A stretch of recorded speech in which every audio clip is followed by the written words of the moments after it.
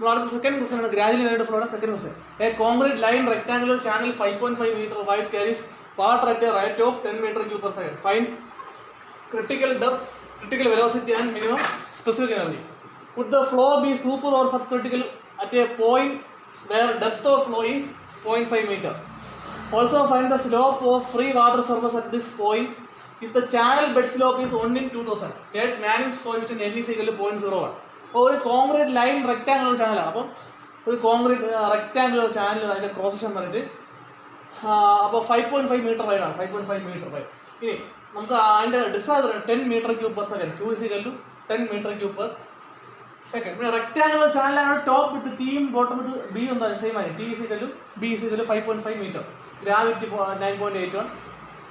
അപ്പോൾ ആദ്യം നമ്മൾ എടുക്കേണ്ട YC ക്രിട്ടിക്കൽ ഡെപ്ത് YC. അപ്പം എന്താണ് എടുക്കേണ്ടത്? ക്രിട്ടിക്കൽ ഡെപ്താണ് നമ്മൾ എടുക്കേണ്ടത്. YC to find YC critical depth. അപ്പോൾ ക്രിട്ടിക്കൽ കണ്ടീഷൻ നമ്മൾ എടുക്കേണ്ടത്. So assume critical condition. Critical condition ആകുമ്പോൾ അതിൻ്റെ ഡെപ്ത് എത്ര ആയിരിക്കും? YC എടുത്ത് ഞാൻ പറഞ്ഞു.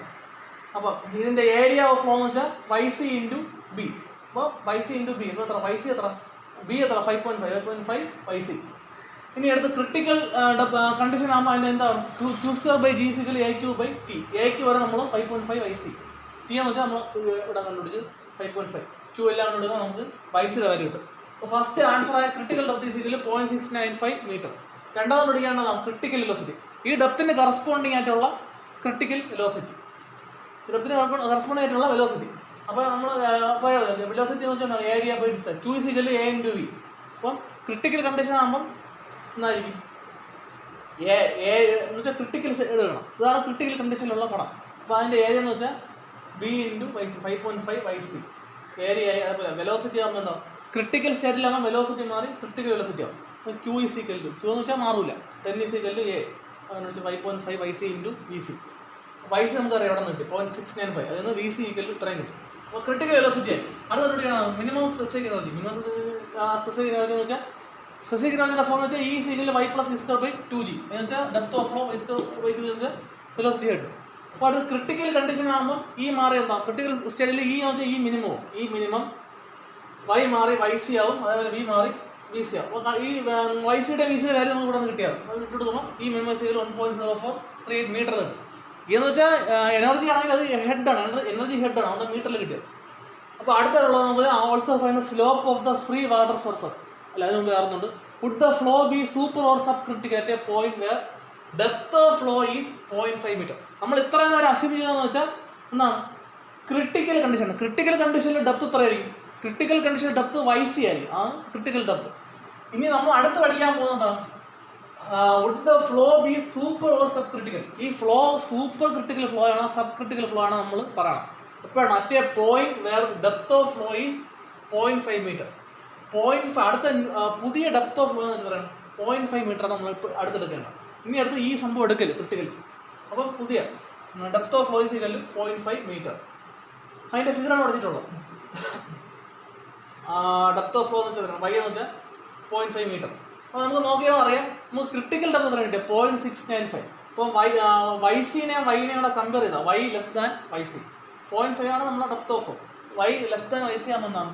Super critical flow. ഇനി അടുത്ത് നമുക്ക് കണ്ടുപിടിക്കേണ്ട find the slope of the free water surface at this point.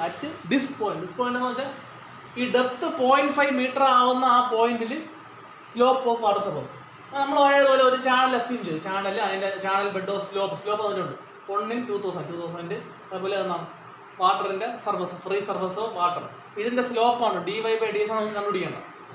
എപ്പോഴാണ്? ഏത് സമയത്താണ്? Where depth of flow is 0.5 metre.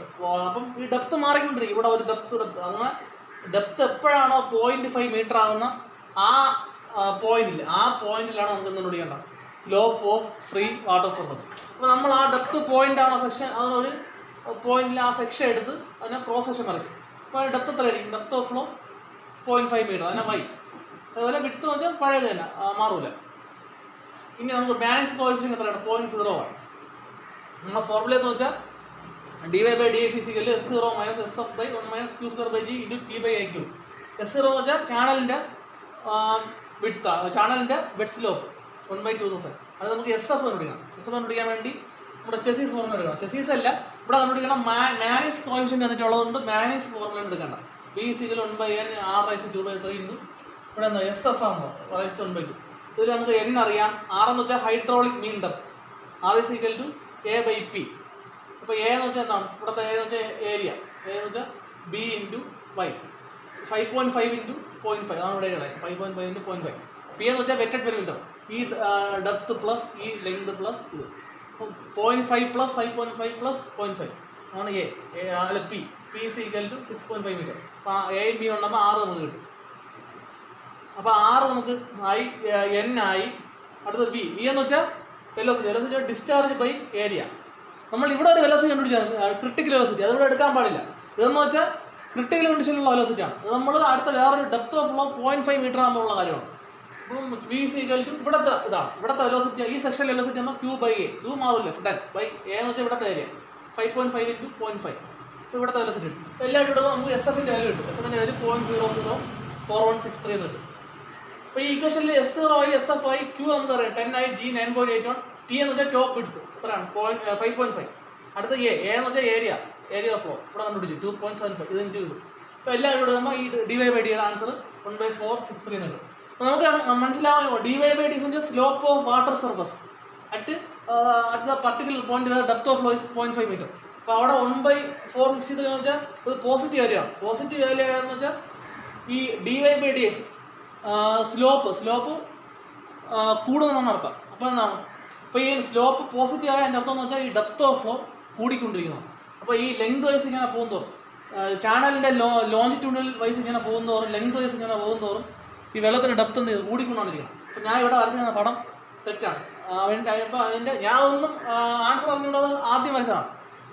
അപ്പം നമുക്ക് യഥാർത്ഥത്തിൽ എന്താണ് dy/d പോസിറ്റീവ് ആയതുകൊണ്ട് ഈ വെള്ളത്തിൻ്റെ ഡെപ്ത് കൂടിക്കൊണ്ടിരിക്കും. അപ്പോൾ ഇങ്ങോട്ട് പോകുന്നതോറും വെള്ളം ഡെപ്ത് അങ്ങോട്ട് വരും, എൻ്റെ കൂടി ഇൻക്രീസ് ചെയ്ത് ഇങ്ങനെയാണ് പോകുന്നത്. ഇത് ഞാൻ കുറച്ചാണ് വരച്ചത്. യഥാർത്ഥത്തിൽ എന്തായി നിങ്ങൾക്ക് വേണമെങ്കിൽ അവസാനം ഒരു പടം അവർ അസ്യൂംഡ് ഫിഗർ ഈസ് റോങ് എന്ന് പറഞ്ഞ് പുതിയൊരു പടം വരയ്ക്കാം, ഡെപ്ത് കൂട്ടിയൊരു പടം വരയ്ക്കാം.